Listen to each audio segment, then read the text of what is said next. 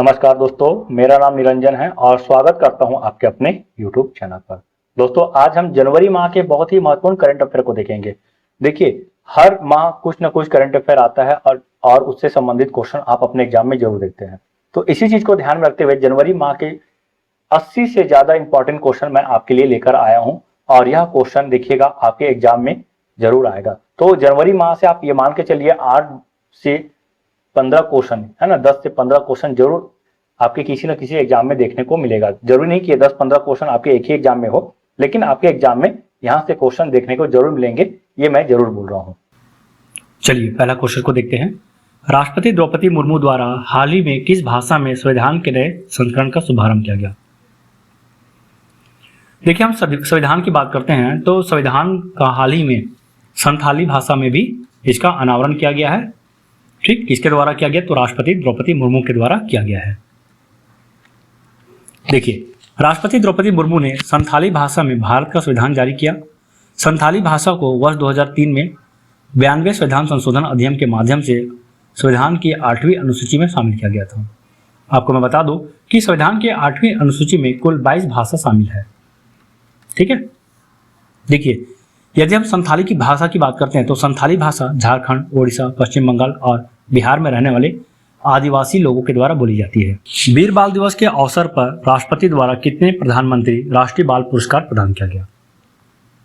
तो कितना प्रधानमंत्री राष्ट्रीय बाल पुरस्कार प्रदान किया गया है? तो इसका सही उत्तर हो जाएगा ऑप्शन नंबर डी 20।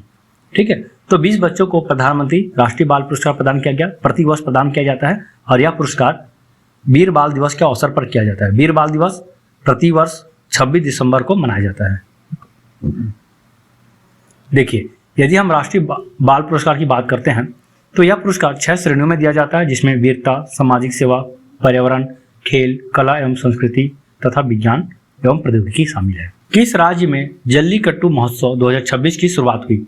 जल्लीकट्टू महोत्सव की हम बात करते हैं तो जल्लीकट्टू महोत्सव तमिलनाडु राज्य में मनाया जाता है और तमिलनाडु राज्य का महत्वपूर्ण महोत्सव में से एक है। देखिए, कब मनाया गया? तो 3 जनवरी को मनाया गया। पुडुकोट्टई जिले के थाचन कुरिची गांव में जल्लीकट्टू 2026 का आयोजन किया गया। जल्लीकट्टू तमिल संस्कृति, फसल उत्सव, विशेष रूप से पोंगल से जुड़ा एक पारंपरिक खेल है। देखिए, यदि हम इस खेल की बात करते हैं तो यहाँ पे एक बैल होता है या सांड होता है, इसे कंट्रोल करना होता है। ठीक है, तो जो पहले कंट्रोल कर लेगा उसे विजेता माना जाता है। अगला क्वेश्चन, जापान को पीछे छोड़ते हुए विश्व की चौथी सबसे बड़ी अर्थव्यवस्था वाला देश कौन बना है? तो भारत विश्व की चौथी सबसे बड़ी अर्थव्यवस्था वाला देश बन गया है। पहले पे हम बात करते हैं तो पहले पे अमेरिका है, दूसरे पे चीन है और तीसरे पे जर्मनी है। ठीक, चौथे पे भारत और जापान 5वें पे है। देखिए, भारत की यदि हम बात करते हैं तो नॉमिनल जीडीपी लगभग 4.18 ट्रिलियन डॉलर है। ठीक है, और वही 2025-26 की दूसरी तिमाही की बात करते हैं तो भारत का जीडीपी रेट 8.2% है। राष्ट्रीय जांच एजेंसी के नए महानिदेशक कौन बने? तो राष्ट्रीय जांच एजेंसी के नए महानिदेशक की बात करते हैं तो ये है राकेश अग्रवाल। राष्ट्रीय जांच एजेंसी की बात करें तो इसकी स्थापना 2009 में होता है और मुख्यालय नई दिल्ली है। अगला क्वेश्चन, महिला एशिया कप 2025 में भारतीय महिला एशिया टीम ने कौन सा पदक जीता है? तो भारतीय एशिया महिला टीम की हम बात करते हैं तो इन्होंने रजत पदक अपने नाम किया है। ठीक है, कहाँ इसका आयोजन किया गया? तो चीन में किया गया है और चीन प्रथम स्थान पर है। चीन भारत को 1-4 से हराया है। अगला क्वेश्चन, किस बैडमिंटन खिलाड़ी को वर्ल्ड फेडरेशन एथलीट कमीशन की चेयरपर्सन के रूप में नियुक्त किया गया है? तो आप चेहरा देख सकते हैं दोस्तों, बहुत इंपॉर्टेंट है। इसका सही उत्तर हो जाएगा option number C, PV Sindhu. PV Sindhu 2 बार की ओलंपिक पदक विजेता है। पूरा नाम की हम बात करते हैं तो पुष्पला वेंकट है। इसे 3 साल के कार्यकाल के लिए बैडमिंटन वर्ल्ड फेडरेशन एथलीट आयोग का अध्यक्ष चुना गया है। सिंधु ने ग्रेसिया पॉली की जगह ली है। उन्होंने 2021-25 के कार्यकाल के लिए आयोग के अध्यक्ष के रूप में काम किया। ठीक, यदि हम बैडमिंटन वर्ल्ड फेडरेशन की बात करें तो इसकी स्थापना 5 जुलाई 1934 को होता है। अध्यक्ष पीवी सिंधु है। मुख्यालय कुआलालंपुर, मलेशिया है। किस राज्य को 33 सालों के बाद पुनः टाइगर स्टेट घोषित किया गया है? तो 33 सालों के बाद पुनः टाइगर स्टेट घोषित किया गया है तो यह है गुजरात राज्य। देखिए, टाइगर स्टेट घोषित करने का पीछे मकसद ये है कि अब उस राज्य में पुनः टाइगर की आवाजाही देखने को मिल रही है, मतलब टाइगर वहां पे मुख्य रूप से इस निवास करते हुए दिखाई दे रहा है। ठीक है, देखिए सबसे पहले 1989 की बात करते हैं तो इस समय टाइगर 0, 2019 में भी 1 देखने को मिला और यही क्रम निरंतर आगे बढ़ता गया और इस तरह से 2025 की हम बात करते हैं तो 25 में भी 1 टाइगर देखने को मिला और 2025 में मतलब यहाँ पे नियमित प्रवास के रूप में टाइगर देखने को मिल रहा है। तो इस तरह से गुजरात को पुनः टाइगर स्टेट घोषित कर दिया गया है। वन्य जीव संरक्षण के क्षेत्र में एक ऐतिहासिक उपलब्धि के रूप में गुजरात को 33 वर्षों के अंतराल के बाद आधिकारिक रूप से पुनः टाइगर स्टेट के रूप में बहाल किया गया है। अब आप मुझे एक क्वेश्चन का जवाब दीजिएगा कि भारत का कौन सा राज्य है जहां सबसे ज्यादा टाइगर पाया जाता है। ठीक है, चलिए अगला क्वेश्चन देखिए। COP17 सम्मेलन के लिए आधिकारिक लोगो हाल ही में किस देश ने लॉन्च किया? तो COP17 सम्मेलन किस देश के द्वारा लॉन्च किया गया? तो देखिए उसी देश के द्वारा लॉन्च किया जाएगा जी हाँ, जहां पे इस सम्मेलन का आयोजन होना है। तो इस सम्मेलन का आयोजन आर्मेनिया में होना है। ठीक है, तो आर्मेनिया में इसका आयोजन होना है। कब होना है? तो अक्टूबर 2026 में आयोजन होना है। ठीक है, तो आर्मेनिया की राजधानी एरेवन में इसका आयोजन किया जाएगा। ठीक, तो COP17 ये जैव विविधता पर संयुक्त राष्ट्र सम्मेलन है। इसकी लोगो एक नीली तितली को दर्शाता है जो आर्मेनिया के लिए स्थानिक है। नारा की हम बात करें तो टेकिंग एक्शन फॉर नेचर है। 2025 विश्व रैपिड चैंपियनशिप का खिताब किसने जीता? तो 2025 फीडे विश्व रैपिड चैंपियनशिप की हम बात करें तो ये मैग्नस कार्लसन अपने नाम किया है। भारत की तरफ से हम बात करते हैं तो अर्जुन एरिगेसी और कोनेरू हम्पी क्रमशः पुरुष और महिला वर्ग में कांस्य पदक अपने नाम किया है। पुरुष में प्रथम स्थान यानी कि स्वर्ण पदक की बात करते हैं तो मैग्नस कार्लसन है। वही महिला में बात करें तो अलेक्जेंड्रा गोरिया चकीना है। चलिए अगला क्वेश्चन देखिए। मिताली राज के बाद 10,000 रन पूरे करने वाली दूसरी भारतीय महिला क्रिकेटर कौन बन गई है? तो मिताली राज के बाद 10,000 रन अंतर्राष्ट्रीय रन है ये पूरा करने वाली दूसरी महिला क्रिकेटर बनी है स्मृति मंधाना। ठीक, याद रखिएगा। चलिए यदि हम बात करते हैं स्मृति मंधाना का तो इन्होंने एक और खिताब अपने नाम किया। देखिए यदि हम पूरे विश्व की बात करते हैं महिला क्रिकेटर की तो ये चौथे क्रम की महिला क्रिकेटर बन गई है और दूसरे क्रम की भारतीय महिला क्रिकेटर बन गई है। मिताली राज के बाद ये दूसरी भारतीय महिला क्रिकेटर है और पूरे विश्व की बात करते हैं तो मिताली राज, सूजी बेट्स, सालोज एडवर्ड्स के बाद चौथे नंबर की 10,000 रन पूरे करने वाली क्रिकेटर बन गई है। ठीक, चलिए अगला क्वेश्चन देखिए। इजरायल के प्रधानमंत्री बेंजामिन नेतन्याहू ने किसे वर्ष 2026 का इजरायल शांति पुरस्कार प्रदान करने का ऐलान किया है? तो देखिए किसे पुरस्कार प्रदान करने का ऐलान किया गया है तो इसका सही उत्तर हो जाएगा डोनाल्ड ट्रंप। देखिए इससे पहले यदि हम इजरायल के शांति पुरस्कार की हम बात करें तो इसे केवल और केवल इजरायल के नागरिकों तक ही सीमित रखा गया था, लेकिन इस बार 2026 के लिए इसमें संशोधन किया गया और विदेशी नागरिकों को भी प्रदान किया जाना इसमें रखा गया है। ठीक है, तो पहली बार है किसी विदेशी नागरिक को प्रदान किया जा रहा है और पहली विदेशी नागरिक डोनाल्ड ट्रंप है। देखिए इजरायल और अमेरिका की दोस्ती की बात कर रहे हैं तो देखिए अभी हाल ही में इजरायल और अमेरिका मिलकर ईरान के साथ युद्ध कर रहा है। मैंने आपको बताया यह पुरस्कार पाने वाले पहले गैर इजरायली व्यक्ति बन गए हैं। 80 वर्ष में ये पहली बार है जो किसी विदेशी नागरिक को सम्मान प्रदान किया जा रहा है। इससे पहले हम बात करते हैं डोनाल्ड ट्रंप की तो फीफा का शांति पुरस्कार इसे 2025 में दिया गया और फीफा का शांति पुरस्कार ये प्रथम पुरस्कार है। पहली बार फीफा के द्वारा शांति पुरस्कार की घोषणा किया गया और डोनाल्ड ट्रंप को दिया गया। चलिए अगला क्वेश्चन देखिए। किस राज्य केंद्र शासित प्रदेश में खुदाई से 2000 वर्ष पुराना बौद्ध स्थल मिला है? तो 2000 वर्ष पुराना बौद्ध स्थल ये जम्मू कश्मीर राज्य से मिला है। देखिए जम्मू कश्मीर केंद्र शासित प्रदेश है, राज्य नहीं है। जम्मू कश्मीर के बारामूला जिले के जेहनपोरा गांव में टीले की खुदाई से 2000 वर्ष पुराना बौद्ध स्थल प्राप्त हुआ है। इस खुदाई में प्राचीन स्तूप, मठ एवं बस्तियों के अवशेष पाए गए हैं। इसकी खोज फ्रांस के एक संग्रहालय से मिली पुरानी तस्वीरों के आधार से हुई है।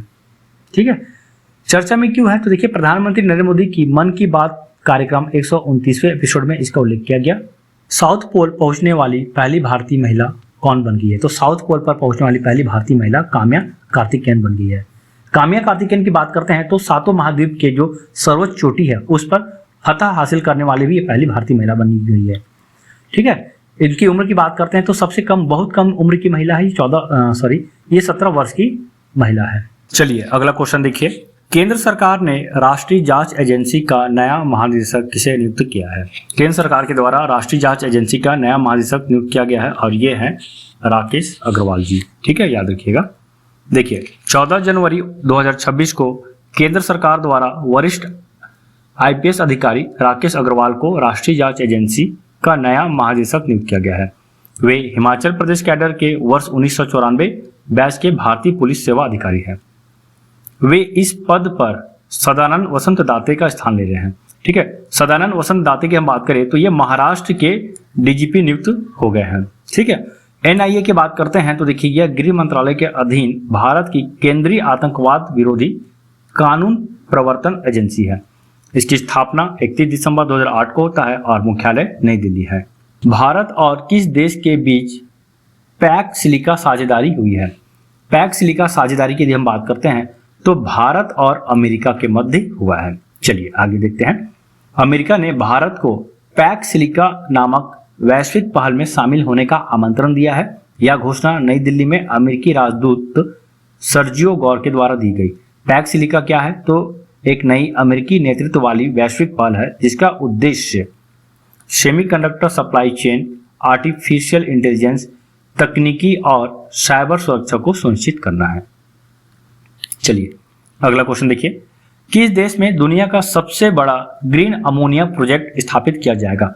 ग्रीन अमोनिया प्रोजेक्ट की हम बात करते हैं तो ये भारत में स्थापित किया जा रहा है और भारत के किस राज्य में? तो ये है आंध्र प्रदेश।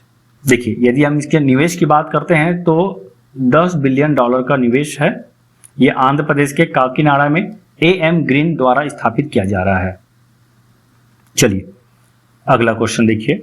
भारत ने ईरान से अपने नागरिकों को लाने के लिए जनवरी 2026 में कौन सा ऑपरेशन लॉन्च किया?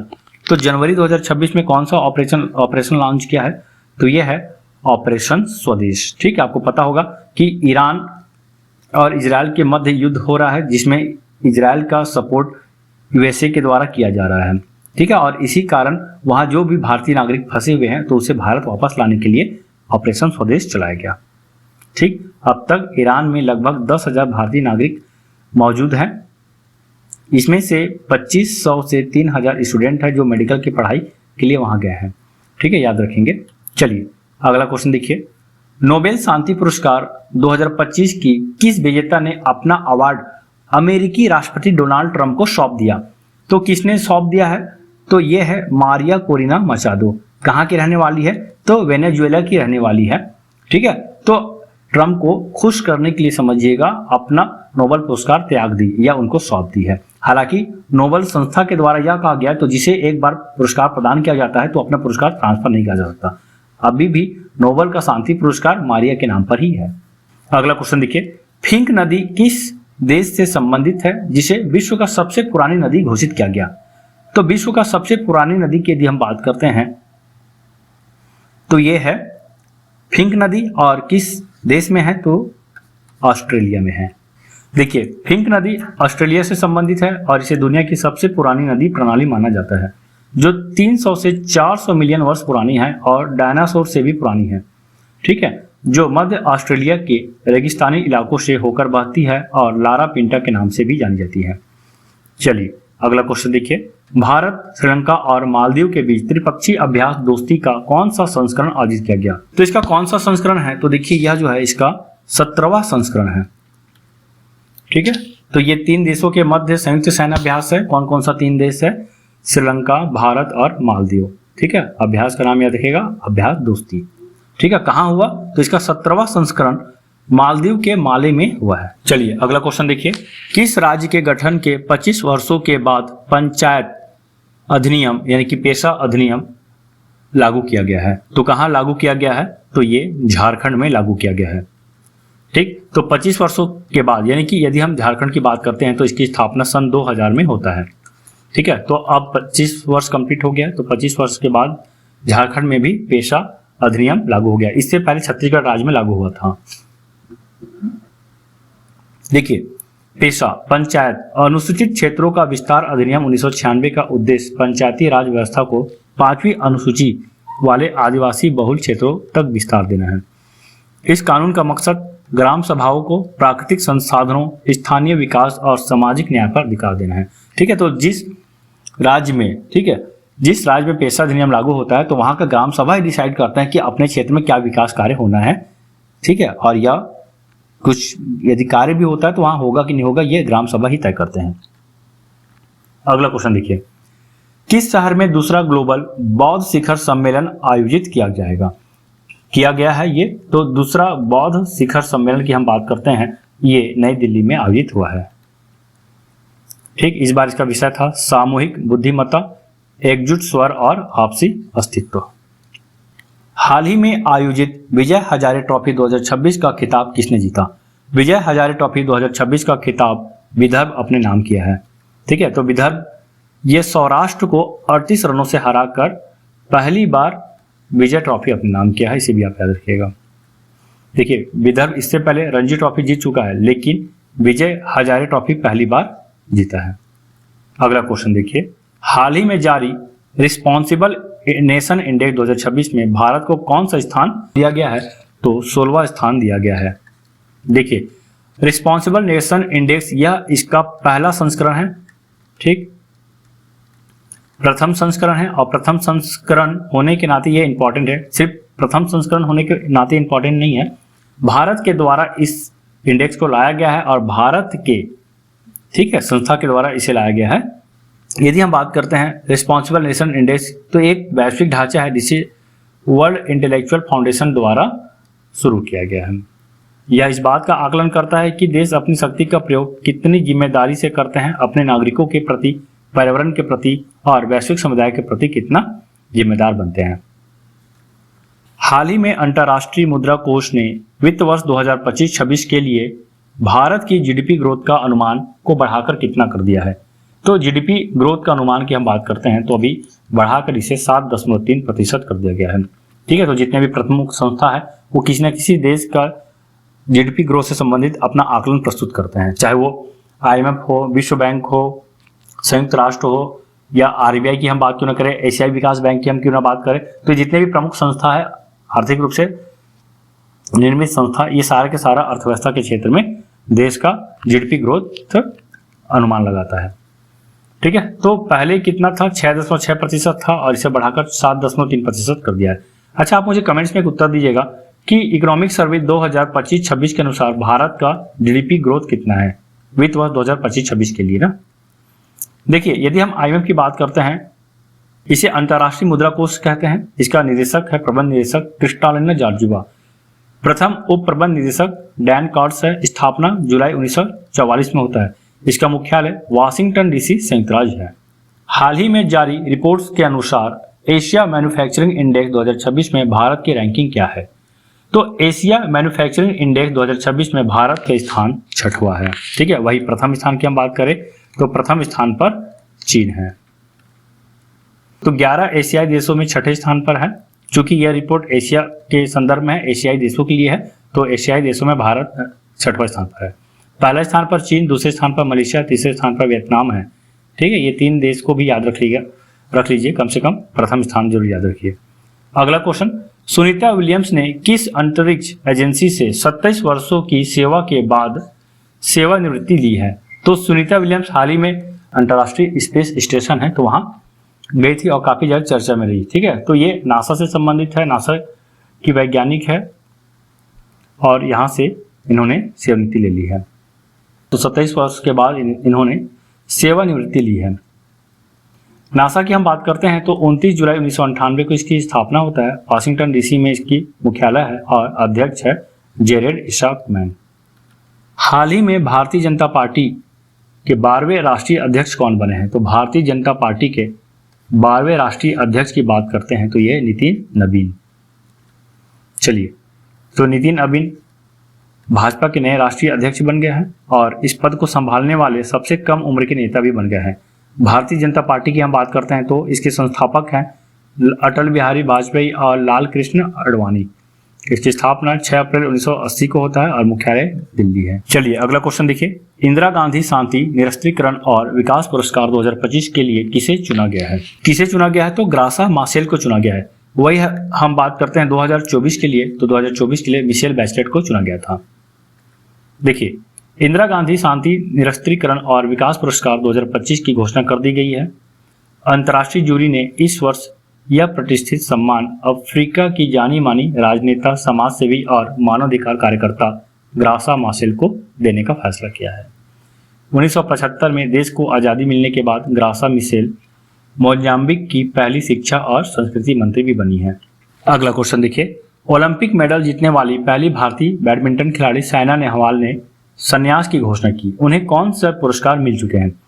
देखिए, साइना नेहवाल की हम बात करते हैं तो ये बैडमिंटन खिलाड़ी है। हाल ही में इन्होंने संन्यास ले लिया है, हाल ही में मतलब जनवरी में, और इसे राजीव गांधी खेल रत्न पुरस्कार और अर्जुन अवार्ड से पुरस्कृत किया गया है। ठीक, पद्मश्री से पुरस्कृत नहीं किया गया। तो ए और बी से इस प्रश्न का सही उत्तर है। ठीक है, चलिए अगला क्वेश्चन देखिए, निम्न में से किस दिन पराक्रम दिवस मनाया जाता है? तो किस दिन मनाया जाता है? तो 23 जनवरी को प्रतिवर्ष मनाया जाता है। 23 जनवरी को नेताजी सुभाष चंद्र बोस की जयंती होता है और इसी दिन को पराक्रम दिवस के तौर पे मनाया जा रहा है। अगला क्वेश्चन देखिए, सीआरपीएफ के नए डीआईजी कौन बने हैं? तो सीआरपीएफ के नए डीआईजी की हम बात करें तो ये हैं रविशंकर छवि। ठीक है, चलिए अगला क्वेश्चन देखिए, 26 जनवरी 2026 को गणतंत्र दिवस का कौन सा संस्करण मनाया गया है? ठीक है, 26 जनवरी पार हो चुका है, 77वां संस्करण मनाया गया। ठीक है, 77th रिपब्लिक डे मनाया गया है। ठीक, तो हर साल 26 जनवरी को मनाया जाता है। ठीक है, भारत का संविधान 26 जनवरी 1950 को लागू हुआ और इसी दिन को अमर बनाने के लिए 26 जनवरी को ही गणतंत्र दिवस मनाया जाता है और जानबूझ के जो संविधान है 26 जनवरी को ही पूर्ण रूप से लागू किया गया था। गणतंत्र दिवस की मुख्य परेड नई दिल्ली के कर्तव्य पथ पर आयोजित की जाती है। इस समय इसका मुख्य विषय था वंदे मातरम के 150 वर्ष और आत्मनिर्भर भारत के विचार पर केंद्रित था। मुख्य अतिथि बहुत इंपॉर्टेंट एग्जाम में पूछा जाता है, तो यूरोपीय आयोग के अध्यक्ष उर्सुला वान डेर लेयन है और दूसरा यूरोपीय परिषद के अध्यक्ष एंटोनियो कोस्टा है। तो ये दोनों संयुक्त रूप से मुख्य अतिथि के रूप में भारत आए थे। वर्ष 2026 में कितने लोगों को पद्म विभूषण पुरस्कार से सम्मानित किया गया? तो कितने लोगों को पद्म विभूषण से सम्मानित किया गया है? तो 13 लोगों को पद्म विभूषण से सम्मानित किया गया है। वही 5 लोगों को पद्म श्री से सम्मानित किया गया है और पद्म भूषण से सम्मानित किया गया है और 113 लोगों को पद्म श्री से सम्मानित किया गया है। टोटल 131 पुरस्कार प्रदान किया गया, पद्म पुरस्कार प्रदान किया गया है। देखिए, पद्म पुरस्कार की हम बात करते हैं तो भारत का दूसरा सर्वोच्च नागरिक सम्मान है। प्रथम सर्वोच्च नागरिक सम्मान की हम बात करते हैं तो ये है भारत रत्न। वही दूसरे नंबर पे आता है पद्म पुरस्कार। पद्म पुरस्कार को भी हम बांटे तो सबसे पहले है पद्म विभूषण, फिर तीसरे नंबर पे पद्म भूषण और चौथे नंबर पर है पद्म श्री। चलिए अगला क्वेश्चन देखिए, किसे व्यक्तिगत श्रेणी में सुभाष चंद्र बोस राष्ट्रीय आपदा प्रबंधन पुरस्कार 2026 के लिए चुना है? तो देखिए, इस बार 2 लोगों को पुरस्कार से सम्मानित किया गया, या बोले तो एक व्यक्ति को और एक संस्था को। ठीक, तो ऐसे 2 पुरस्कार दिया गया। तो व्यक्तिगत श्रेणी की हम बात करते हैं तो सीता सेल्के को यह पुरस्कार प्रदान किया गया है और वही हम बात करते हैं संस्था का तो सिक्किम राज्य आपदा प्रबंधन प्राधिकरण को दिया गया है संस्थागत श्रेणी में, और व्यक्तिगत श्रेणी में लेफ्टिनेंट कर्नल सीता अशोक सेल्के को दिया गया है। पुरस्कार के रूप में 51 लाख रुपए प्रदान किया जाता है यदि संस्थागत श्रेणी है, और व्यक्तिगत श्रेणी है तो 5 लाख रुपए, और साथ ही साथ प्रमाण पत्र भी दिया जाता है। WPL यानी कि वुमेन प्रीमियर लीग में शतक लगाने वाली पहली खिलाड़ी कौन बनी? तो कौन बन गई है? तो यह है नेट साइवर ब्रंट। देखिए, नेट साइवर ब्रंट WPL 2026 में इतिहास रचते हुए महिला प्रीमियर लीग की पहली शतकीय पारी खेली है। यह उपलब्धि उन्होंने मुंबई इंडियंस की ओर से खेलते हुए रॉयल चैलेंजर्स बेंगलुरु के खिलाफ वडोदरा में हासिल किया है। हाल ही में किसे भारत के सर्वोच्च शांतिकालीन वीरता पुरस्कार यानी कि अशोक चक्र से सम्मानित किया गया है? तो अशोक चक्र से किसे सम्मानित किया गया है? शुभांशु शुक्ला की। तो शुभांशु शुक्ला अपने आप में बहुत ही इंपॉर्टेंट होते हैं। तो शुभांशु शुक्ला इंपॉर्टेंट है क्यों? क्योंकि उन्होंने हाल ही में अंतरिक्ष स्टेशन गए थे और अंतरिक्ष स्टेशन पर जाने वाले पहले भारतीय बने हैं, या अंतरिक्ष में जाने वाले दूसरे भारतीय बने हैं। राकेश शर्मा की बात करते हैं तो पहली बार अंतरिक्ष में गए हैं, और दूसरे नंबर पे अंतरिक्ष जाने वाले भारतीय नागरिक हैं शुभांशु शुक्ला। तो ग्रुप कैप्टन शुभांशु शुक्ला को अशोक चक्र से सम्मानित किया गया। ये सर्वोच्च शांतिकालीन वीरता पुरस्कार है। एक्जियम 4 अभी मैंने बताया कि स्पेस स्टेशन पर गए थे, मिशन का नाम था एक्जियम 4। अंतरिक्ष स्टेशन पर जाने वाले ये पहले भारतीय अंतरिक्ष यात्री भी बन गए हैं। देखिए अभी गगन मिशन की तैयारी चल रहा है इसरो के द्वारा। गगन मिशन में शुभांशु शुक्ला के साथ ग्रुप कैप्टन प्रशांत बालकृष्ण नायर और 2 अन्य लोग भी जाएंगे। ठीक, अब देखिए याद कीजिए, अब ग्रुप कैप्टन प्रशांत बालकृष्ण नायर की तो इसे कीर्ति चक्र से सम्मानित किया गया है। यदि कुल वीरता पुरस्कार की हम बात करते हैं तो कुल वीरता पुरस्कार में 1 अशोक चक्र, देखिए 1 अशोक चक्र है इसलिए याद रखिएगा, 3 कीर्ति चक्र, 13 शौर्य चक्र मरणोपरांत दिया गया, 1 बार 2 सेना मेडल वीरता और 44 सेना मेडल वीरता, 5 मरणोपरांत था इसमें शामिल, 6 नौसेना मेडल वीरता के क्षेत्र में दिया गया और 2 वायुसेना मेडल वीरता के क्षेत्र में दिया गया है। तो अशोक चक्रों को याद रखिएगा। हाल ही में किस राज्य के उप मुख्यमंत्री अजित पवार का विमान दुर्घटनाग्रस्त हो गया है? तो अजित पवार ये उप मुख्यमंत्री है, महाराष्ट्र के थे। ठीक है, अब इनकी पत्नी को बना दिया गया है। ठीक, तो विमान दुर्घटना में इनकी मृत्यु हो गई। ये महाराष्ट्र के उप मुख्यमंत्री थे। लुकंडी गांव में हाल ही में हुई खुदाई में किस काल के अवशेष मिले हैं? ठीक है, तो लकुंडी गांव में, लकुंडी याद रखिएगा, ये नवपाषाण काल से संबंधित है और नवपाषाण काल के अवशेष यहां से प्राप्त हुए हैं। ठीक, देखिए गदग जिले के लकुंडी में उत्खनन से नवपाषाण काल के अवशेष मिले। ये खोजें लकुंडी के लिए यूनेस्को की विश्व धरोहर का दर्जा सुरक्षित करने के प्रयासों को मजबूत करती है। कोटे वीरभद्रेश्वर मंदिर में 16 जनवरी को खुदाई शुरू हुआ था। लकुंडी को पहले लोकी गुंडी के नाम से जाना जाता था। इसका उल्लेख 11वीं-12वीं शताब्दी के शिलालेखों में भी मिलता है। किस देश ने दुनिया का पहला व्यापक आर्टिफिशियल इंटेलिजेंस कानून लागू किया है? तो आर्टिफिशियल इंटेलिजेंस लागू किसने किया है? तो साउथ कोरिया ने किया है। आप मुझे कमेंट्स में इसका उत्तर दीजिएगा कि इसका प्रमुख कौन है। देखिए कानून का नाम है AI बेसिक एक्ट। इसमें स्वास्थ्य, वित्त और परमाणु सुरक्षा क्षेत्रों में लागू AI सिस्टम पर मानवीय निगरानी अनिवार्य है। अगला क्वेश्चन देखिए, उत्तराखंड में समान नागरिक संहिता अध्यादेश संशोधन अध्यादेश 2026 भारत के संविधान के किस अनुच्छेद के अंतर्गत लागू किया गया? तो अनुच्छेद 213। उत्तराखंड की हम बात करते हैं। देखिए उत्तराखंड समान नागरिक संहिता लागू करने वाला प्रथम राज्य है। अभी हाल ही में गुजरात राज्य समान नागरिक संहिता कानून लागू किया है और ऐसे में गुजरात दूसरा राज्य बन गया है। वही आजादी के पहले की हम बात करते हैं तो गोवा में पहले से ही यह कानून लागू है। चलिए अगला क्वेश्चन देखिए, किसने पुरुष हॉकी इंडिया लीग 2026 का खिताब जीता है? कलिंगा लांसर्स के द्वारा जीता है।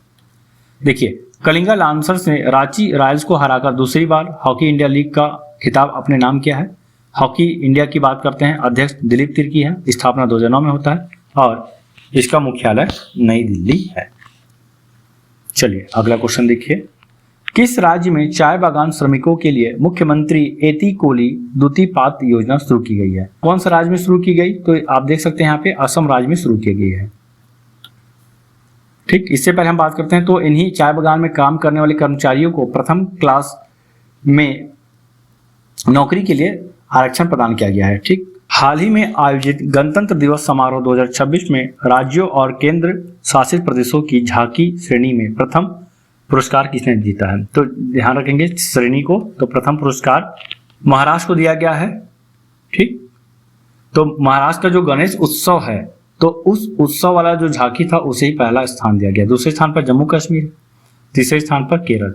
तो देखिए जम्मू कश्मीर का यदि हम बात करते हैं झांकी का तो ये हस्तशिल्प और लोक नृत्य को दिखाया है। केरल वाटर मेट्रो और 100% डिजिटल लिटरेसी को अपने झांकी में दिखाया है। चलिए अगला क्वेश्चन देखते हैं। वेनेजुएला के राष्ट्रपति का नाम बताएं जिन्हें अमेरिकी सैनिकों द्वारा बंदी बनाने का दावा डोनाल्ड ट्रंप ने किया। ठीक है दोस्तों, तो आपको पता होगा कि डोनाल्ड ट्रंप ने वेनेजुएला के प्रमुख को यानी कि निकोलस मादुरो को गिरफ्तार किया। ठीक, तो इसका सही उत्तर हो जाएगा option number B, Nicolas Maduro. देखिए अमेरिकी राष्ट्रपति डोनाल्ड ट्रंप ने 3 जनवरी 2026 को दावा किया कि अमेरिका ने वेनेजुएला के राष्ट्रपति निकोलस मादुरो और उनकी पत्नी को पकड़ लिया है। ट्रंप ने कहा कि वे देश छोड़कर भाग रहे थे लेकिन अमेरिकी डेल्टा फोर्स ने उन्हें अरेस्ट कर लिया। ठीक है, तो ये बहुत ही विचित्र घटना है जब किसी देश के प्रमुख को किसी दूसरे देश के द्वारा गिरफ्तार किया गया है। ठीक, तो अब देखिए ट्रंप का यह कहना है कि जो निकोलस मादुरो है ये वेनेजुएला के राष्ट्रपति हैं, ये तस्करी में शामिल थे। कैसे तस्करी? तो ड्रग्स तस्करी में। चलिए अगला क्वेश्चन देखिए, मध्य प्रदेश के किस शहर में दूषित पेयजल आपूर्ति से करीब 10 लोगों की मौत हो गई और दर्जनों लोग बीमार पड़ गए, जिसे कई वर्षों से सबसे स्वच्छ शहर का दर्जा मिला हुआ? तो इसका सही उत्तर हो जाएगा ऑप्शन नंबर ए, इंदौर। तो इंदौर में हाल ही में जनवरी की घटना है ये। तो यहां दर्जनों लोग बीमार पड़ गए, कारण था दूषित पेयजल का उपयोग करना। ठीक, इस घटना इंदौर के भागीरथपुरा में 26 दिसंबर 2025 को हुआ है। अगला क्वेश्चन देखिए, भारतीय महिला हॉकी टीम के मुख्य कोच दूसरी बार किसे नियुक्त किया गया? तो इसका सही उत्तर हो जाएगा ऑप्शन नंबर सी, सजोड मारिजने। सोजर्ड मारिन की बात करते हैं तो ये नीदरलैंड के रहने वाले हैं और भारतीय महिला हॉकी टीम का मुख्य कोच फिर से नियुक्त हुए हैं। वे 2017 से 2021 तक इस पद पर रहे थे और टीम को टोक्यो ओलंपिक 2020 में चौथा स्थान दिलाया था। पिछला कोच की हम बात करें तो इनका नाम है हरेंद्र सिंह। ये नवंबर 2025 में निजी कारणों से अपने पद से इस्तीफा दे दिया था। चलिए अगला क्वेश्चन देखिए, क्रिप्टो करेंसी माइनिंग और एक्सचेंज को हाल ही में किस देश ने आधिकारिक तौर पर कानूनी मान्यता दी है? तो क्रिप्टो करेंसी माइनिंग और एक्सचेंज को हाल ही में तुर्कमेनिस्तान देश ने कानूनी मान्यता दे दी है। ठीक है, कब दी है? तो जनवरी 2026 में दिया गया है। इससे दुनिया के सबसे नियंत्रित देशों में से एक के रूप में महत्वपूर्ण नीतिगत बदलाव को दर्शाता है। ठीक है, इसका उद्देश्य देश की अर्थव्यवस्था को बढ़ावा देना और क्रिप्टो करेंसी बाजार को नियंत्रित करना है। इस नए कानून के तहत क्रिप्टो करेंसी को संपत्ति माना गया और माइनिंग और एक्सचेंज करने के लिए सेंट्रल बैंक से लाइसेंस लेना आवश्यक है। तो याद रखेंगे, बहुत ही प्रमुख है ये, तुर्कमेनिस्तान देश को याद रखेंगे। हालांकि भारत में अभी भी क्रिप्टो करेंसी अवैध है। चलिए अगला क्वेश्चन देखिए, भारत की पहली वंदे भारत स्लीपर ट्रेन को गुवाहाटी और किस शहर के बीच चलाया जाएगा?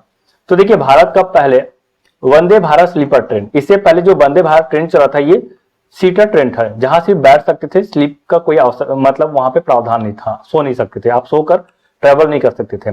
तो ये भारत का पहला स्लीपर ट्रेन है, वंदे भारत स्लीपर ट्रेन। ये गुवाहाटी और हावड़ा के बीच चलेगा। ठीक है, इसकी स्पीड होगी 180 किलोमीटर प्रति घंटा। चलिए अगला क्वेश्चन देखिए, किस राज्य में हेरिटेज आधारित पर्यटन को बढ़ावा देने के लिए भोरमदेव कॉरिडोर प्रोजेक्ट लॉन्च किया गया? तो भोरमदेव कॉरिडोर प्रोजेक्ट की हम बात करते हैं तो ये छत्तीसगढ़ में लॉन्च किया गया है। क्यों लॉन्च किया गया है? ताकि यहाँ विकसित किया जा सके और पर्यटन को और अधिक बढ़ावा दिया जा सके। ठीक है, याद रखेंगे, ये जो भोरमदेव कॉरिडोर प्रोजेक्ट है ये छत्तीसगढ़ के कबीरधाम जिले में स्थित है। भोरमदेव मंदिर जो छत्तीसगढ़ के प्रमुख मंदिर है और छत्तीसगढ़ का खजुराहो भी कहा जाता है। ठीक है, तो इस प्रोजेक्ट का मुख्य उद्देश्य है मंदिर के आसपास के क्षेत्रों जैसे कि मड़वा महल, शेरकी महल, शिव प्लाजा का सांस्कृतिक और पर्यटन विकास करना। छत्तीसगढ़ की हम बात करें तो छत्तीसगढ़ की राजधानी रायपुर है, राज्यपाल रामेन डेका, मुख्यमंत्री विष्णुदेव साय। ठीक, छत्तीसगढ़ में कुल 33 जिले और 5 संभाग है। छत्तीसगढ़ का गठन 1 नवंबर सन 2000 को होता है। चलिए अगला क्वेश्चन देखिए, कैमूर वन्य जीव अभ्यारण्य किस राज्य का दूसरा टाइगर रिजर्व बना है? तो कैमूर वन्य जीव अभ्यारण्य की हम बात करते हैं तो ये बिहार राज्य का दूसरा टाइगर रिजर्व बन गया है। यदि प्रथम टाइगर रिजर्व की बात करें बिहार का तो वाल्मीकि टाइगर रिजर्व है। ये पश्चिमी चंपारण में स्थित है और यहाँ पे कुल 54 बाघ पाए जाते हैं। चलिए अगला क्वेश्चन, 52वां G7 शिखर सम्मेलन 2026 का आयोजन किस देश में होगा? तो 52वां G7 शिखर सम्मेलन याद रखेंगे, बहुत इंपॉर्टेंट है। G7 शिखर सम्मेलन ये फ्रांस में होने वाला है। ठीक है, देखिए हम यहाँ पे पूरा मंथली वीडियो को देख रहे हैं, कवर कर रहे हैं मंथली जनवरी माह के महत्वपूर्ण समसामयिकी को। ठीक है, तो थोड़ा सा फास्ट है ताकि आपका समय भी बचे और जो भी इंपॉर्टेंट क्वेश्चन है या महत्वपूर्ण समसामयिकी है वो आपका रिवीजन भी हो जाए। ठीक है, तो आप मेरे साथ साथ कोशिश करेंगे तो कमेंट्स में भी इसका उत्तर दे सकते हैं। G7 शिखर सम्मेलन ये फ्रांस में आयोजन होगा। आयोजन स्थल है एवियन लेस बैस। ठीक, इस शहर में इसका आयोजन होना है। कब होना है? तो 14 जून से 16 जून के मध्य होगा। ठीक, अभी चल रहा है मार्च का माह और ये जून में प्रारंभ हो जाएगा। चलिए अगला क्वेश्चन देखिए, भारत किस देश को पीछे छोड़ते हुए दुनिया का सबसे बड़ा चावल उत्पादक देश बन गया है? तो भारत चीन को पीछे छोड़ते हुए भारत का सबसे बड़ा चावल उत्पादक देश बन गया है। ठीक है, देखिए यदि हम भारत की बात करते हैं तो भारत में 15.18 करोड़ टन चावल का उत्पादन है। वही चीन की बात करते हैं तो चीन में केवल 14.5 करोड़ टन उत्पादन होता है। ठीक, 184 नई किस्में जारी की गई है कृषि मंत्री के द्वारा, और भी 25 फसलों की। चलिए, तो मैंने आपको बताया चीन को पीछे छोड़ा है, भारत दुनिया का सबसे बड़ा चावल उत्पादक देश बन गया है। भारत का उत्पादन है 150.18 मिलियन टन। चलिए अगला क्वेश्चन देखिए, महाराष्ट्र के पुलिस महानिदेशक के रूप में किसे कार्यभार सौंपा गया है, किसने कार्यभार संभाला है? ठीक, तो इसका उत्तर हो जाएगा सदानंद वसंत दाते। ठीक, इसको याद रखिएगा, ये पहले एनआईए के निदेशक थे। ठीक, राष्ट्रीय इन्वेस्टिगेशन एजेंसी के प्रमुख थे, अब इन्हें महाराष्ट्र के महानिदेशक नियुक्त किया गया है। इन्होंने राज्य की पहली पुलिस महानिदेशक रश्मि शुक्ला का स्थान लिया है। अगला क्वेश्चन देखिए, भारत की पहली बुलेट ट्रेन किन दो शहरों के बीच शुरू की गई? तो भारत की पहली बुलेट ट्रेन की बात करते हैं तो यह अहमदाबाद और मुंबई शहर के बीच शुरू की गई है। इससे पहले हमने देखा वंदे भारत स्लीपर ट्रेन, तो आप वंदे भारत स्लीपर ट्रेन को भी याद रखिएगा और बुलेट ट्रेन को भी याद रखिएगा। ये भारत की पहली बुलेट ट्रेन है जो अहमदाबाद और मुंबई के मध्य चलेगा। इसका स्पीड 320 किलोमीटर प्रति घंटा होगा। सोचिए 320 किलोमीटर की दूरी को केवल एक ही घंटे में ये पूरा कर लेगा।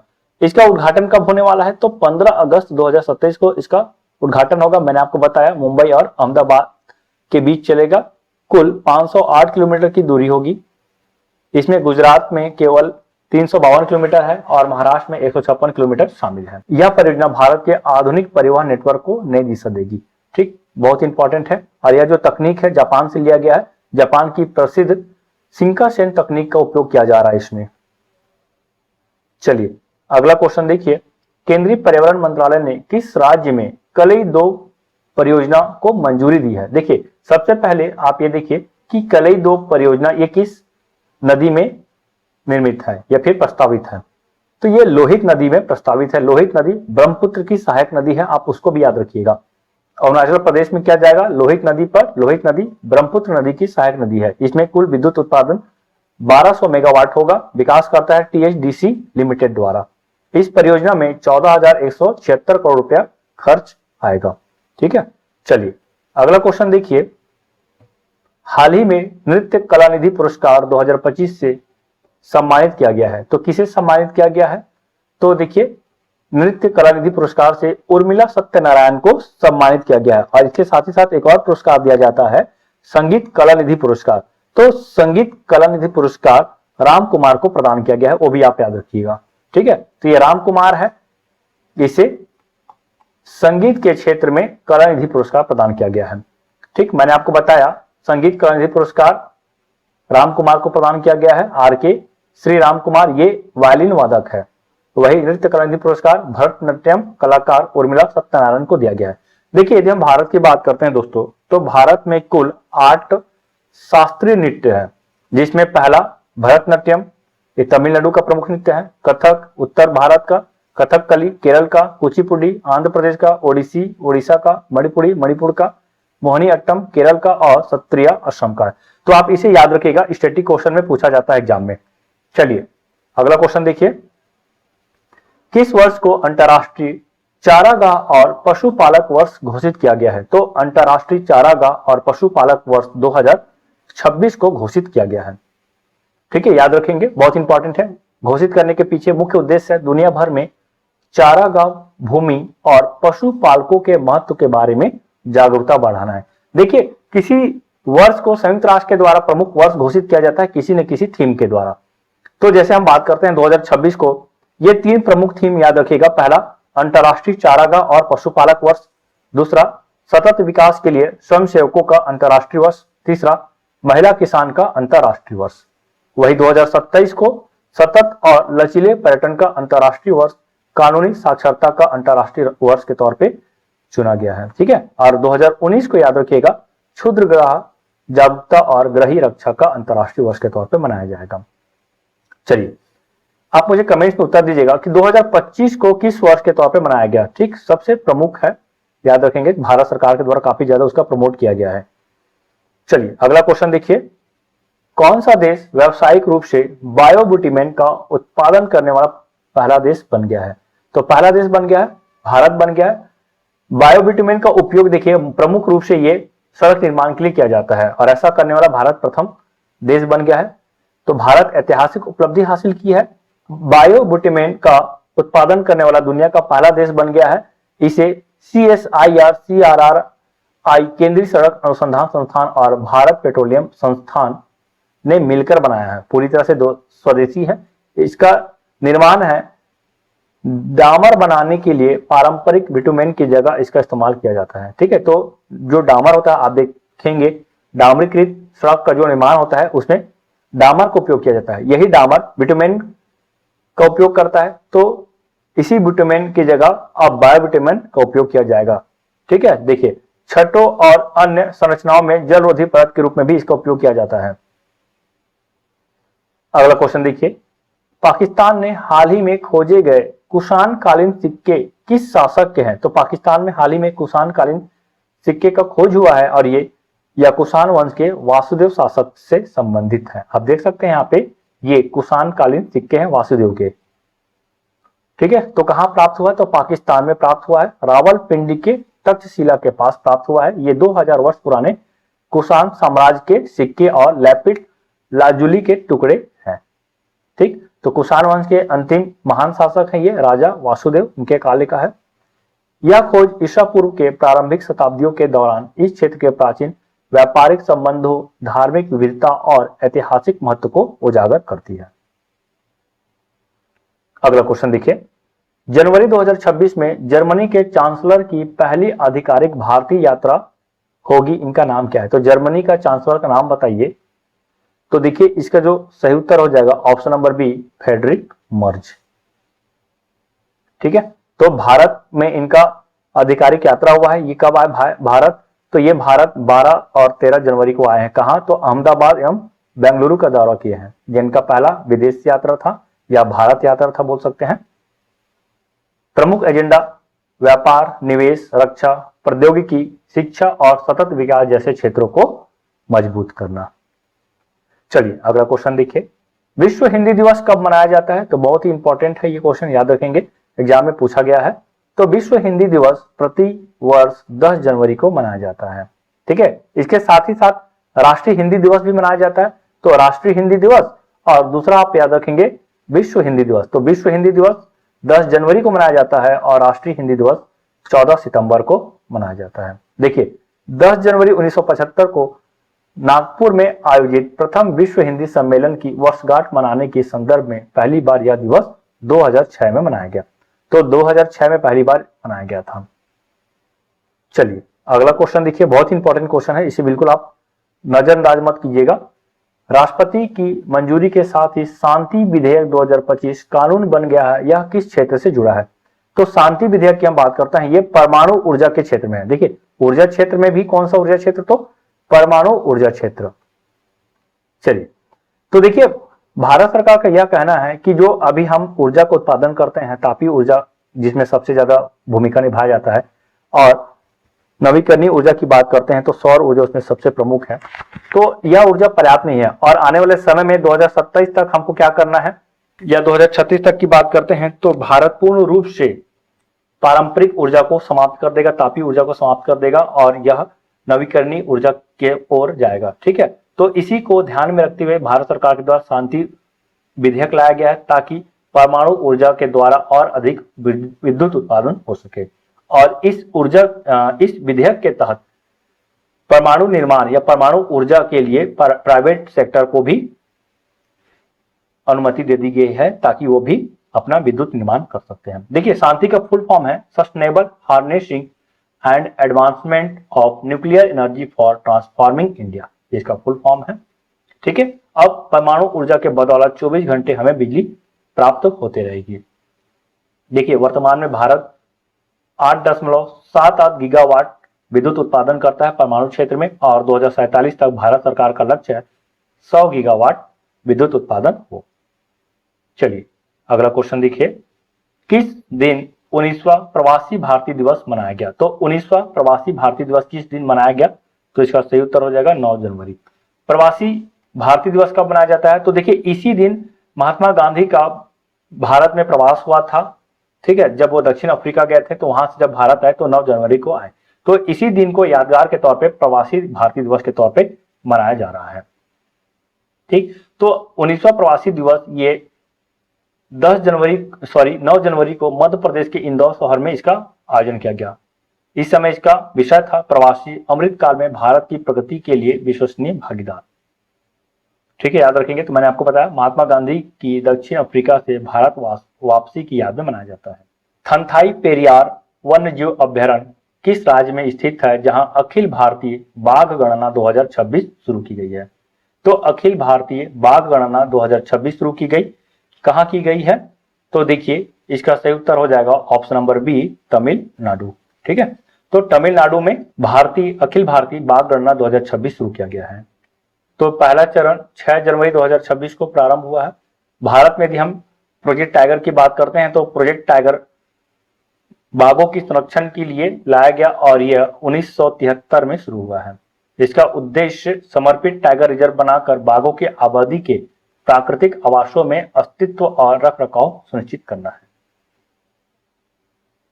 चलिए अगला क्वेश्चन देखिए, हाल ही में भारतीय विशिष्ट पहचान प्राधिकरण द्वारा लॉन्च किए गए शुभंकर का क्या नाम है?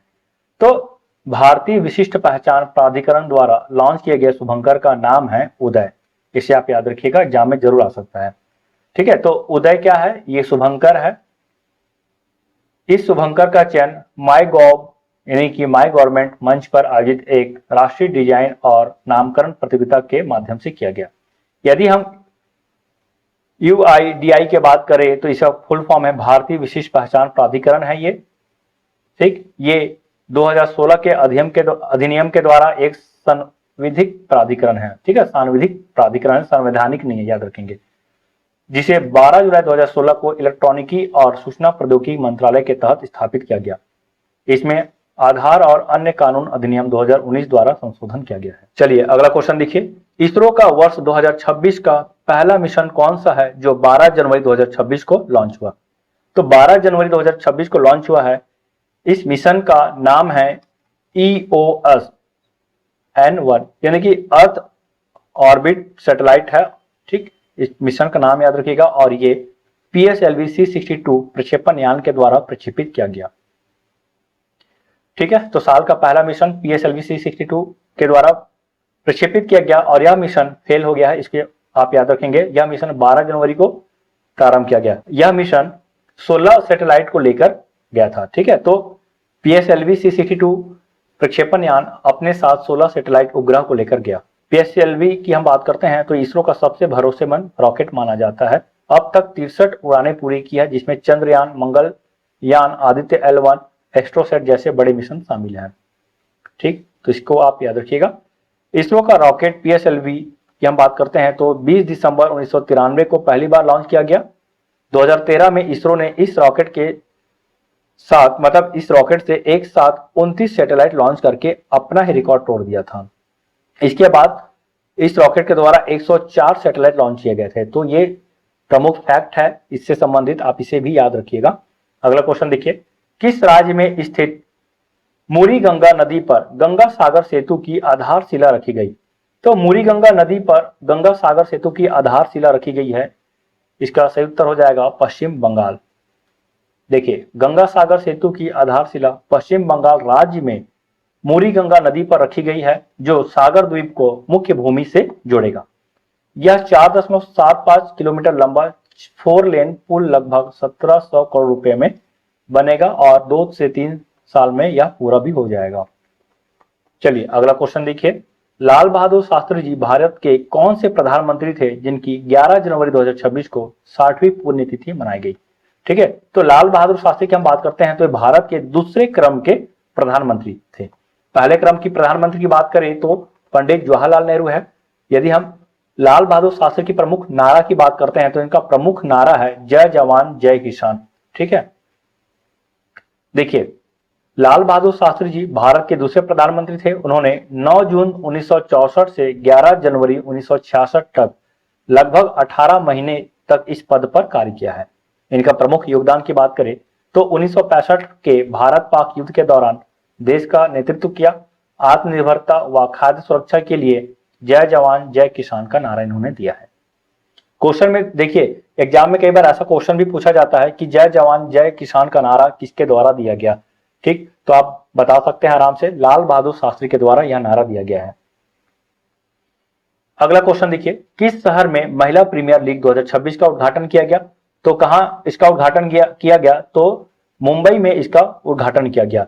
यदि हम महिला प्रीमियर लीग की बात करते हैं 2026 का, तो इसके विजेता है, तो 2026 का विनर यहां पे हम बात करते हैं, तो 2026 के विनर है रॉयल चैलेंजर्स बेंगलुरु। तो रॉयल चैलेंजर्स बेंगलुरु इसके विजेता है और उप विजेता है इसका दिल्ली कैपिटल। तो दिल्ली कैपिटल की बात करते हैं तो देखिए ये चारों संस्करण में ये केवल उप विजेता ही बनकर रहे हैं। चलिए अगला क्वेश्चन देखिए, किसे परमाणु ऊर्जा नियामक बोर्ड का अध्यक्ष नियुक्त किया गया है? तो परमाणु ऊर्जा नियामक बोर्ड का अध्यक्ष ए.के. बाला सुब्रमण्यन को नियुक्त किया गया है। ठीक, याद रखेंगे, परमाणु ऊर्जा नियामक बोर्ड श्री ए.के. बाला सुब्रमण्यम को नियुक्त किया गया है। जनवरी 2026 में इन्होंने पदभार संभाला और डॉक्टर डी.के. शुक्ला का स्थान इन्होंने लिया है। इनका कार्यकाल 31 दिसंबर 2025 को समाप्त हो गया था। ठीक, तो 31 दिसंबर 2025 को डी.के. शुक्ला का कार्यकाल समाप्त हो गया था, इसे आप याद रखिएगा। अगला क्वेश्चन देखिए, हवाई खतरों से निपटने के लिए भारत ने कौन सा मिशन लॉन्च किया है? तो हवाई खतरों से निपटने के लिए भारत सुदर्शन चक्र नामक मिशन लॉन्च किया है। सुदर्शन चक्र की हम बात करें तो S-400 मिसाइल प्रणाली, इसे प्रमुख रूप से सुदर्शन चक्र कहा जाता है। इससे भारत का सुरक्षा किया जाएगा। ठीक है, इसका उद्देश्य देखिए, ड्रोन और अन्य मानव रहित हवाई प्रणालियों से उत्पन्न खतरों से निपटने के लिए एक मजबूत और एकीकृत वायु रक्षा कवच तैयार करना है। ठीक, लक्ष्य की हम बात करें तो दुश्मनों के विमानों को, मिसाइलों को और सस्ते ड्रोन के खिलाफ हवाई सुरक्षा को मजबूत और लचीला बनाना है। चलिए एक और महत्वपूर्ण क्वेश्चन देखिए, खेलो इंडिया बीच गेम 2026 की पदक तालिका में शीर्ष स्थान पर किस राज्य है? कौन सा राज्य है? ठीक है, शीर्ष स्थान पर यदि हम प्रथम राज्य की बात करते हैं तो देखिए इसमें कर्नाटक राज्य प्रथम स्थान पर है। खेलो इंडिया बीच गेम की हम बात करते हैं, देखिए खेलो इंडिया बीच गेम बहुत ही इंपॉर्टेंट है। यह इसका दूसरा संस्करण है। शुभंकर पर्ल जो एक डॉल्फिन है, इसका आयोजन 5 से 10 जनवरी तक हुआ। कुल खेल की हम बात करते हैं तो 8 खेल इसमें शामिल था, जिसमें 2 गैर पदक खेल था और 6 पदक खेल शामिल था। इसका मेजबान दादर और नागर हवेली तथा दमन और दीव है। तो कहां पे हुआ मुख्य रूप से? तो घोघला बीच में हुआ था, ये दीव में स्थित है। कर्नाटक सर्वाधिक पदक अपने नाम किया है, 3 गोल्ड, 2 सिल्वर और 6 ब्रॉन्ज के साथ 11 पदक अपने नाम किया है। अगला क्वेश्चन देखिए, किस भारतीय ने यूएन सेक्रेटरी जनरल का रिकॉर्ड, चलिए अगला क्वेश्चन देखिए, किस भारतीय ने यूएन सेक्रेटरी जनरल का अवार्ड जीता है? ठीक है, तो 2025 का अवार्ड किसने जीता है? तो इसका सही उत्तर हो जाएगा स्वाति शांता कुमार। ठीक, ये एक इंडियन आर्मी ऑफिसर है। संयुक्त राष्ट्र महासचिव पुरस्कार 2025 भारतीय सेना और मेजर स्वाति शांता कुमार को दक्षिण सूडान में लैंगिक समावेशी शांति स्थापना के लिए दिया गया है। चलिए एक और क्वेश्चन देखिए, मैंने पहले आपको बताया कि बाघों की जनगणना हो रहा है और ये बाघों की जनगणना किस ऐप के माध्यम से हो रहा है, यह प्रश्न है। तो कौन सा मोबाइल ऐप लॉन्च किया है बाघों की जनगणना के लिए? तो बाघों की जनगणना के लिए आप देख सकते हैं यहाँ पे एम स्ट्रिप नामक ऐप लॉन्च किया गया है। एम स्ट्रिप की हम बात करते हैं, इसका पूरा फुल फॉर्म है monitoring system for tiger intensive protection and ecological status है। ठीक, इसे राष्ट्रीय बाघ संरक्षण प्राधिकरण और भारतीय वन्य जीव संस्थान द्वारा विकसित किया गया है। यह वन्य जीव कर्मचारियों को गश्त के दौरान रियल टाइम डेटा एकत्र करने और अपलोड करने की सुविधा देता है। चलिए एक और क्वेश्चन देखिए, इंपॉर्टेंट है ये भी। हाल ही में गोल्डन ग्लोब अवार्ड्स का कौन सा संस्करण आयोजित किया गया? गोल्डन ग्लोब्स अवार्ड की हम बात करते हैं तो इसका 83वां संस्करण आयोजित किया गया है। कहां आयोजित किया गया है? तो अमेरिका के कैलिफोर्निया स्थित वेबली हिल्टन में किया गया है। ठीक, इस अवार्ड्स के समारोह के दौरान भारतीय अभिनेत्री प्रियंका चोपड़ा गोल्डन ग्लोब्स में बतौर प्रेजेंटर शामिल हुई है। गोल्डन ग्लोब की हम बात करते हैं तो विजेता की हम बात करें तो देखिए सर्वश्रेष्ठ अभिनेत्री जेसी बकले को दिया गया है फिल्म हैमनेट के लिए। सर्वश्रेष्ठ फिल्म ड्रामा क्षेत्र के लिए हैमनेट को दिया गया है। सर्वश्रेष्ठ निर्देशक पॉल थॉमस एंडरसन को दिया गया है। सर्वश्रेष्ठ अभिनेता वैगनर मोर को दिया गया है the secret agent and other के लिए। सर्वश्रेष्ठ फिल्म की बात करते हैं म्यूजिकल या कॉमेडी श्रेणी में वन बैटल आफ्टर अनदर। आपको मैं बता दूं, वन बैटल आफ्टर अनदर इसे ऑस्कर पुरस्कार के तहत सर्वश्रेष्ठ फिल्म का पुरस्कार भी प्रदान किया गया है। चलिए अगला क्वेश्चन देखिए, पोंगल पर्व किस राज्य में मनाया गया? पोंगल पर्व की हम बात करें तो ये प्रतिवर्ष तमिलनाडु राज्य में मनाया जाता है। ठीक है, तो तमिलनाडु में 4 दिवसीय फसल उत्सव है, ये एक प्रकार का पोंगल के रूप में जाना जाता है। ठीक, कई राज्य में अलग अलग नाम से भी जाना जाता है, इसे भी आप याद रखेंगे। जैसे असम में बिहू बोला जाता है, छत्तीसगढ़ में छेरछेरा बोल दिया जाता है। ठीक है, बैसाखी बोल दिया जाता है पंजाब तरफ, तो ऐसा है। तो तमिलनाडु में इसे पोंगल बोला जाता है। तो यह सूर्यदेव को समर्पित पर्व है, प्रकृति एवं किसानों के प्रति आभार व्यक्त किया जाता है। इसमें तमिल संस्कृति का प्रमुख त्योहार है। इसके अतिरिक्त यह उत्सव आंध्र प्रदेश, तेलंगाना और कर्नाटक के कुछ भागों में भी मनाया जाता है। चलिए अगला क्वेश्चन देखिए, हट्टी जनजाति द्वारा किस राज्य में बोडा त्योहार शुरू किया गया? बोडा त्योहार की हम बात करते हैं तो ये हिमाचल प्रदेश में शुरू किया गया है। बोडा त्योहार हट्टी जनजाति का सबसे बड़ा वार्षिक उत्सव है, जो हाल ही में सिरमौर जिले में पारंपरिक उत्साह के साथ शुरू हुआ। हट्टी जनजाति हिमाचल प्रदेश उत्तराखंड सीमा पर गिरी और टोंस नदी घाटी में स्थित है। इनका नाम हाट बाजारों में कृषि बेचने या कृषि उत्पाद बेचने से पड़ा है। ठीक है, हाट बाजार, हाट मतलब क्या होता है? बाजार को ही हाट बोल दिया जाता है। चलिए अगला क्वेश्चन, महत्वपूर्ण क्वेश्चन है ये, अंतर्राष्ट्रीय क्रिकेट में दूसरे सबसे ज्यादा रन बनाने वाले खिलाड़ी कौन बने हैं? तो अंतर्राष्ट्रीय क्रिकेट में दूसरे सबसे ज्यादा रन बनाने वाले खिलाड़ी विराट कोहली बन गए हैं। वही प्रथम स्थान की हम बात करें तो प्रथम स्थान पर सचिन तेंदुलकर है। ठीक है, सचिन तेंदुलकर का यदि हम कुल रन की बात करें तो 34,357 है, और वही विराट कोहली की हम बात करें तो 28,017 है। ठीक है, और ये अभी भी आगे बढ़ सकता है। ठीक, वही तीसरे स्थान पर कुमार संगकारा है। ठीक, तो मैंने आपको बताया, इसे आप याद रखिएगा। अगला क्वेश्चन देखिए, हाल ही में जारी की गई हेनले पासपोर्ट इंडेक्स 2026 में भारत को कौन सा स्थान प्राप्त हुआ है? तो हेनले पासपोर्ट इंडेक्स 2026 में भारत को 80वां स्थान प्राप्त हुआ है। ठीक है, देखिए हेनले पासपोर्ट इंडेक्स 2026 में भारत अल्जीरिया के साथ 80वें स्थान पर है। इसके साथ ही साथ भारत अब 55 देशों में बिना वीजा के यात्रा कर सकते हैं। दुनिया के सबसे शक्तिशाली पासपोर्ट के दौर में एशियाई देशों का दबदबा बरकरार है। सिंगापुर लगातार तीसरे वर्ष प्रथम स्थान पर बना हुआ है। ये 192 देशों में वीजा मुक्त प्रवेश कर सकता है। जापान और दक्षिण कोरिया क्रमशः दूसरे स्थान पर है। ठीक है, याद रखेंगे, दूसरे स्थान पर जापान और दक्षिण कोरिया है। अगला क्वेश्चन देखिए, भारतीय अध्यक्षता के दौरान वर्ष 2026 में ब्रिक्स की थीम क्या है? तो भारतीय अध्यक्षता, देखिए भारत 2026 का ब्रिक्स शिखर सम्मेलन का आयोजन कर रहा है। यह चौथा बार है जब भारत ब्रिक्स शिखर सम्मेलन का आयोजन कर रहा है। 3 बार फिजिकली और 1 बार हम बात करते हैं वर्चुअल, इसका आयोजन भारत के द्वारा किया गया। ठीक, तो भारत के द्वारा ब्रिक्स की थीम दिया गया है। देखिए थीम एग्जाम में पूछा जाता है, इसको आप याद रखिएगा, लचीलापन, नवाचार, सहयोग और सततता के लिए निर्माण है।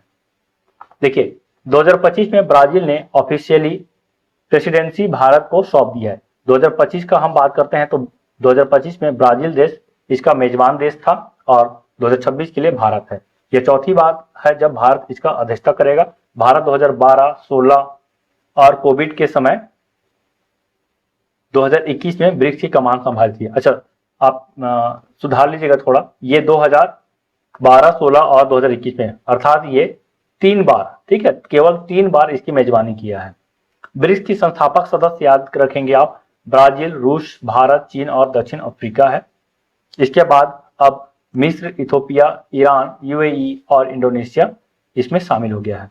स्थापना 2006 में हुआ था। ये उभरती अर्थव्यवस्था का एक समूह है, वैश्विक अर्थव्यवस्था का एक समूह है, विकासशील देशों का एक समूह है जो आर्थिक, राजनीतिक और विकास से जुड़े मुद्दे पर सहयोग के लिए कार्य करता है।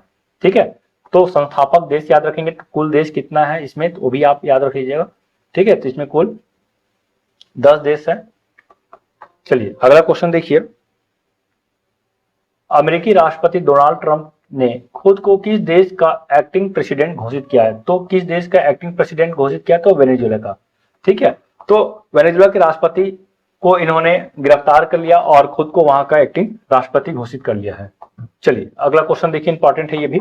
भारत में अमेरिका के नए राजदूत कौन नियुक्त किए गए हैं? तो भारत में अमेरिका के नए राजदूत की हम बात करते हैं तो सर्जियो गौर नियुक्त हुए हैं। ठीक है, तो ये 12 जनवरी 2026 को भारत में अमेरिकी राजदूत का पद संभाला। अमेरिका ने इन्हें अक्टूबर 2025 में ही भारत का अपना राजदूत नियुक्त किया था।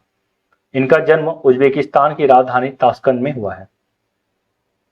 चलिए अगला क्वेश्चन देखिए, केंद्र सरकार ने भारत तिब्बत सीमा पुलिस का नया महानिदेशक किसे नियुक्त किया है? भारत तिब्बत सीमा पुलिस ITBP का यदि हम महानिदेशक की बात करते हैं तो शत्रुजीत सिंह कपूर इसके महानिदेशक है। ठीक है, जनवरी 2026 में सरकार के द्वारा फैसला लिया गया है। शत्रुजीत सिंह कपूर हरियाणा कैडर के 1990 बैच के IPS अधिकारी हैं। 31 अक्टूबर 2026 तक यानी उनकी सेवानिवृत्ति की तिथि तक या अगले आदेश तक ये अपने पद पर बने रहेंगे। ITBP के फुल फॉर्म मैंने आपको बताया, इंडो तिब्बतन बॉर्डर पुलिस है। इसकी स्थापना 24 अक्टूबर 1962 को होता है। ठीक, जब भारत चीन युद्ध हुआ था तो उसके बाद इसका गठन किया गया। मिनिस्ट्री की बात करते हैं तो ये गृह मंत्रालय के अधीन। चलिए अगला क्वेश्चन देखिए, विश्व बैंक ने वित्त वर्ष 2026 के लिए भारत की GDP ग्रोथ कितनी अनुमानित की? तो भारत की GDP ग्रोथ की हम बात करते हैं तो ये 7.2% अनुमानित किया। तो ये अनुमान विश्व बैंक के द्वारा है। देखिए प्रमुख संस्था जैसे IMF की बात करें, वर्ल्ड बैंक की बात करते हैं, एशियाई विकास बैंक की बात करते हैं, तो ऐसे प्रमुख संस्था है जो भारत का ग्रोथ रेट का अनुमान लगाता है। भारत खुद अपना अनुमान लगाता है, आर्थिक सर्वेक्षण के माध्यम से हम ये चीज को देखते हैं। ठीक, या RBI के द्वारा भी अनुमान लगाया जाता है। तो ऐसी ही हम बात करते हैं, विश्व बैंक के द्वारा 7.2% का ग्रोथ रेट अनुमानित किया गया है 2026 वित्त वर्ष के लिए। ठीक, आप इसे याद रखेंगे। विश्व बैंक की हम बात करते हैं तो देखिए इसका मुख्यालय वाशिंगटन DC यूनाइटेड स्टेट में है। कब इसका स्थापना हुआ? तो 4 जुलाई 1944 को हुआ है। ठीक है, तो इसका पेरेंट ऑर्गेनाइजेशन की हम बात करते हैं तो यूनाइटेड नेशन है। तो मुख्य संस्था प्रेसिडेंट की बात करते हैं, वर्तमान में इसका अध्यक्ष है अजय बंगा। चलिए अगला क्वेश्चन देखिए, किस राज्य ने नीति आयोग द्वारा जारी निर्यात तैयारी इंडेक्स 2024 में बड़े राज्यों की श्रेणी में पहला स्थान हासिल किया है? तो बड़े राज्यों की श्रेणी में पहला स्थान हासिल करने वाले महाराष्ट्र राज्य है। ठीक है, तो देखिए निर्यात तैयारी इंडेक्स 2024 ये अभी 2026 जनवरी 2026 में, ठीक है, इसका लॉन्च किया गया है। किसके द्वारा लॉन्च किया गया? तो नीति आयोग के द्वारा लॉन्च किया गया है। ठीक है, यह इसका चौथा एडिशन है, संस्करण है। यह इंडेक्स भारतीय राज्यों और केंद्र शासित प्रदेशों की एक्सपोर्ट के लिए तैयारी का आकलन करता है। ठीक है, तो बड़े राज्यों में महाराष्ट्र प्रथम स्थान पर, फिर तमिलनाडु, गुजरात, उत्तर प्रदेश और आंध्र प्रदेश है। नीति आयोग की हम बात करते हैं तो नीति आयोग योजना आयोग के स्थान पर इसका स्थापना किया गया है। इस चीज को आप याद रखिएगा। 1 जनवरी 2015 को ये अस्तित्व में आता है। अध्यक्ष प्रधानमंत्री होते हैं और उपाध्यक्ष सुमन बेरी है। ठीक है, याद रखेंगे। मुख्य कार्यकारी निदेशक BVR सुब्रमण्यम थे जनवरी में, लेकिन वर्तमान में इसका मुख्य कार्यकारी निदेशक की हम बात करते हैं तो ये परिवर्तित हो गया। आप कमेंट्स में मुझे इसका उत्तर दीजिएगा कि वर्तमान में कौन इसके निर्देशक हैं। तो दोस्तों यहीं तक था हमारा वीडियो आपको कैसा लगा प्लीज कमेंट करके जरूर बताइएगा। वीडियो आपको पसंद आता है तो वीडियो को जरूर लाइक कीजिए और चैनल पे नए तो चैनल को सब्सक्राइब करना बिल्कुल मत भूलिएगा। तो मिलते हैं एक नई वीडियो के साथ, तब तक के लिए जय हिंद, जय भारत, धन्यवाद।